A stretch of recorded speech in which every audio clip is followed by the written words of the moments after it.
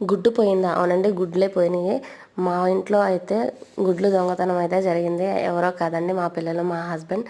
నేనైతే tomato egg curry చేసేసి కొంచెంసేపు టీవీ చూద్దామని వచ్చి కూర్చున్నాను. కూర్చొని వెళ్ళి పిల్లలకి అన్నం పెడదామనే లోపు 3 ఎగ్సే ఉన్నాయి. ఏందబ్బా 3నే ఉన్నాయి, ఎవరు తినలేదు కదా అనుకున్నాం. వీళ్ళైతే మాత్రం ఏమీ తెలియనట్టు సైలెంట్గా అయితే వచ్చి టీవీ చూస్తున్నారు. కానీ కొంచెం కొంచెం నవ్వుతారు వీళ్ళు ఏదైనా చేసినప్పుడు. సో అలా అయితే నేను కనిపెట్టేశాను. కనిపెట్టి అడిగితే మేము కాదు డాడీ తిన్నారు అన్నారు. సర్లే అని చెప్పేసి మా పాప అయితే మాత్రం నిజంగా చెప్పేసేసింది, ఎవరు తిన్నామని చెప్పేసి. మేమిద్దరం తిన్నాము, డాడీ ఇచ్చాడని చెప్పేసింది.